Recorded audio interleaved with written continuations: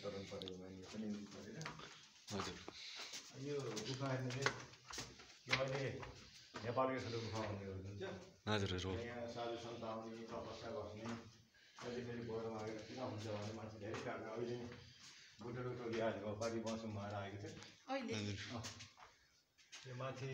धनुष भन्छ नि हजुर हजुर यो भगवान् रामले सीतालाई विवाह गर्दाखेरि तिनवटा भाइचेको टिकाको कुरा भन्छ नि धार्मिक हजुर हजुर एक ठाउँ दुई ठाउँ यो तिनवटा टुक्राहरू देखिन्छ शिव ए हजुर धार्मिक हिसाबले धेरै शक्तिशाली नै मानिन्छ हो हजुर यताको फेरि कति जाने हो गयो यता पनि जाँदैन यतादेखि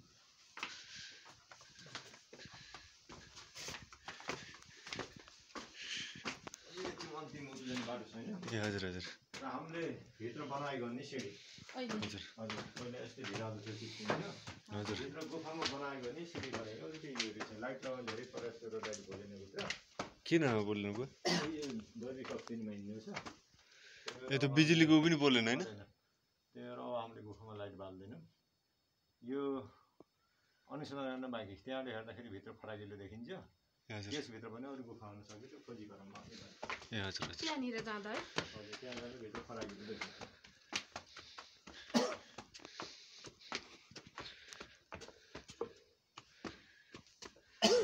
यता के छ बुवा सास फेर्न गाह्रो जस्तो ए यहाँ पारिपट्टि नै गोपिनी अप्सरा नाचेको भन्छ त्यो सेतो सेतो त्यो टाउको हातहरू खरागहरू खुट्टाहरू नाचेको देखिन्छ उतापट्टि स्वर्ग जाने बाटो हजुर स्वर्ग जाने पछि फर्केर जान सकिन्छ यो जान सकिन्छ होइन पछि यता गएर गणेश भगवान् ए हजुर भित्रको मूर्ति हामीले पूजापाठ गर्दा नि पहिला गणेश भगवान् पूजा हुन्छ ल गणेशलाई भेट्यो चढाएर हजुर माथि गएर शिवजीसँग गएर बरमानी शिवजीको दर्शन गर्न सकिन्छ चढाउने मुसा जस्तै है गणेशको बाल मुसा हो नि हजुर त्यही भएर मुसा त्यही त अहिले हामी चढाउनु मिल्दैन कि अब हामी सिस्टम त्यहाँ छ हामीले अवलोकन गर्न मात्रै आएको ए यो चाहिँ राम्रो लाग्यो है यो त के हो बुवा यो त्यहाँ नागदेव यो माथि कोइला फरो जाने बाटो हजुर त्यहाँ पनि अर्को बाटो छ त्यो बाटो झरे त्यता झरिन्छ हजुर अब हामी यो शिवजीको दर्शन गर्न यो सबैभन्दा पहिला कसले भेटाएको हामीले तपाईँहरूले जो यस्तै खुल्ले जो थियो बुवा पहिला जो 2045 मा भन्नुभयो है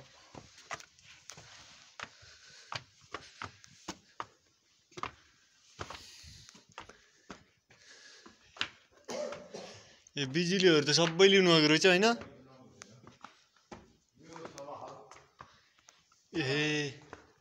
त्यतापट्टि कैलाश पर्वत यो तिनै शिवलिङ्ग अक्षय उत्पत्ति उतातिर फेरि ब्रह्मा विष्णु महेश्वर र यो यहाँ परात घुम्ने उठ्दै भएको छ यहाँ मिटिङ बसेको राम्रो जनाको ए भित्री होइन यसो बुट्टा भयो भने ए एकचोटि फेरि राम्रोसँग हेर्न आउनुपर्ने भयो दिउँसो लाइट लिएर आउने कि यता बुवा कहाँ फेरि हो ए यता पनि जाने हो बुवाले यता पनि सानो बस्नु जान सकिन्न अहिले हजुर जान सकिन्न यो पारदर्शी ए कस्तो खाले भयो खै यत्रो ठाउँ भेटाउनु भएको है यस्तो खाले होइन भित्र जाने के यता अन्तिम आएको हजुर त्यो अगाडि बल्ल बयसम्म गएर हेरेर आउनु सकिन्छ मैले बताउनु भने खास केही छैन ल सर हेरेर आउनु गयो लाइट लिएर आउने के थिक्दैन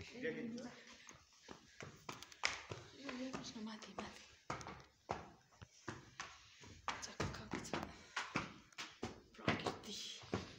यसमा यो लाइट बालेर काम गर्नु हो बुवा उतै जान सकिन्छ अझै यहाँ एकचोटि त्यो उसको के अरे के छ भन्नुहुन्छ यहाँनिर त्यो हजुर हजुर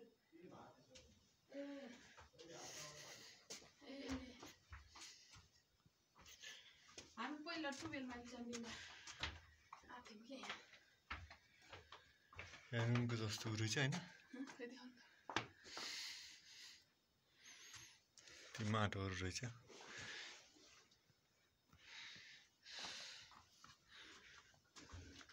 गुफा कि माथि गएर न माथि लाइटै बोलेन अरे कि फेरि होइन यो त कति प्रयास गर्दा पनि बोलेन नि यो केसीको होला नि त नछुनुहोस् न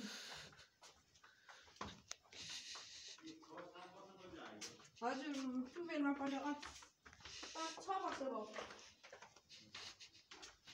11-12 मिनट जान्दिन पनि कस्तो राम्रो त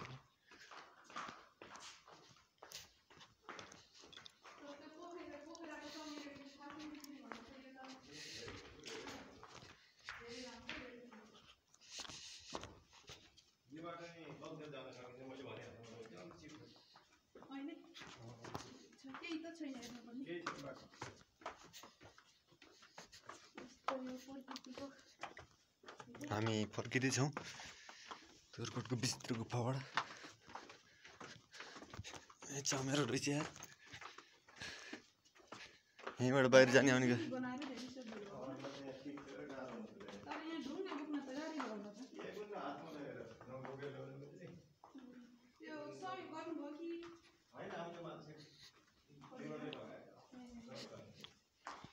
चिप्लो त छ होइन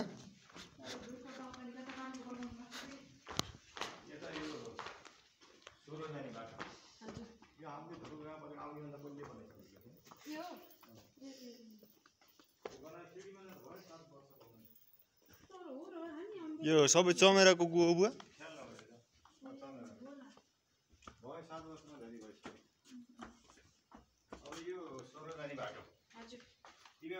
गेट थियो नि गेट थियो जस्तो लाग्छ गेट र यो के थियो बनाएको त्यो मन्दिर थियो नि थियो कि लगभग मन्दिर हजुर यो सोह्रजानी द्वार हजुर त्यही यो धर्मात्मी जान्छ पापी जान्दैन भने नि अब जानेमै गएर आउन सकिन्छ त्यहाँबाट फेरि यति फर्किने हो यतै फर्केर हामी भित्र चाहिँ 8-10 जना उभिनै मिल्छ जानुहुन्छ जाउँ न भित्र जाऊ पस्नु लाइट चाहिएको र है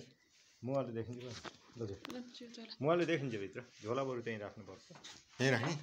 झोला चाहिँ जानु गाह्रो यो छिर्नु सकिन्न भन्ने कस्तो हो हेरेको पापी छिर्छन् धर्मी छिर्छन् ए 10 केजीसम्म हामी छिरिहाल्छ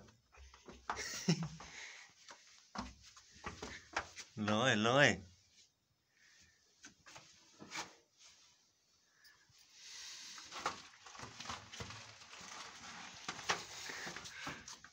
आमा यो त यत्रिको रहेछ त सानो त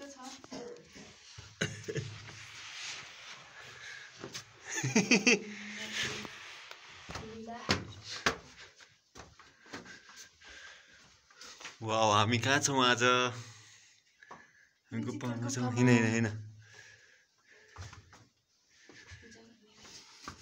जय भगवान् हिँड अझै उतै छ कि हिँड छिर्नु मिल्छ किन यति मात्रै हो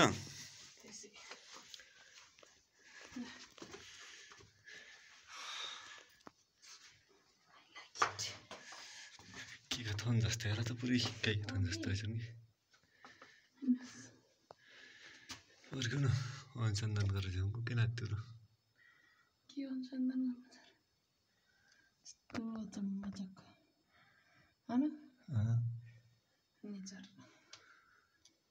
हामी गुफाभित्र छौँ है एकदम सानो गुफा यो एकदम सानो प्रवेशद्वार छ होइन आएर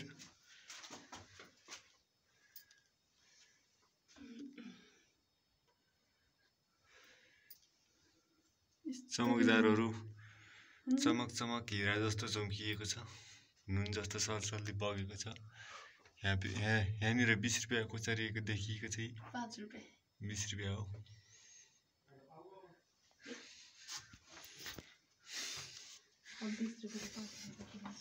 ए बरु त यो सानो रहेछ बसेर छिर्ने अरे किन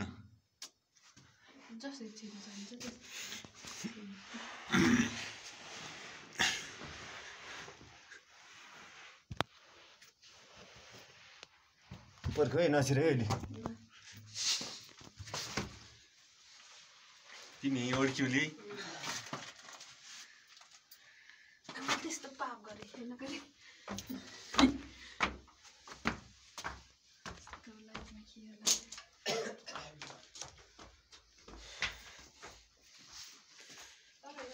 त्यो बालेर हेरेको भए पनि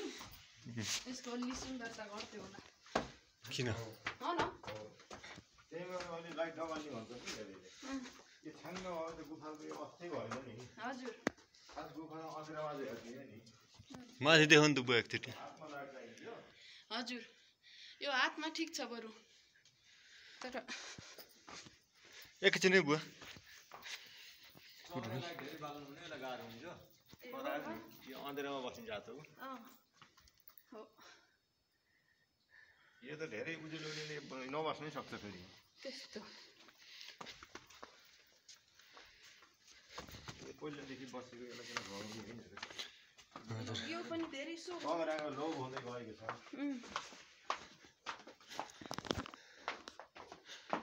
यो गुफामा त जाँदा कति हुन्छन्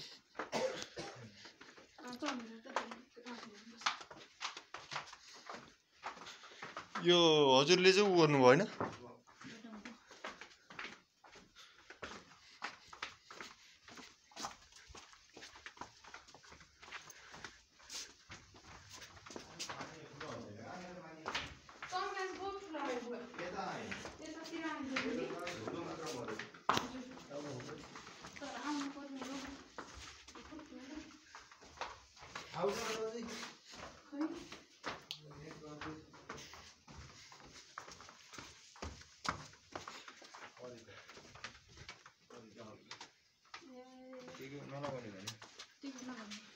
टिकट नि बुवाको नाम के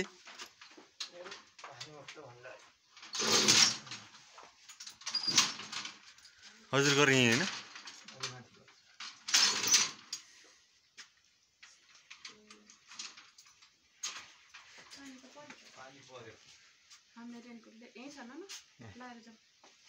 हुन्छ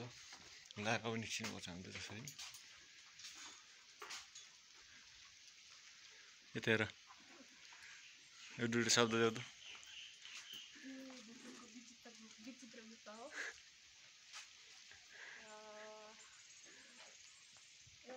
नेपालकै सबैभन्दा ठुलो र प्रसिद्ध शक्तिशाली गुफा हो यो जोरकोटमा पर्छ जिल्लामा जोरकोट गाउँपालिकामा पर्छ 6 किलोमिटर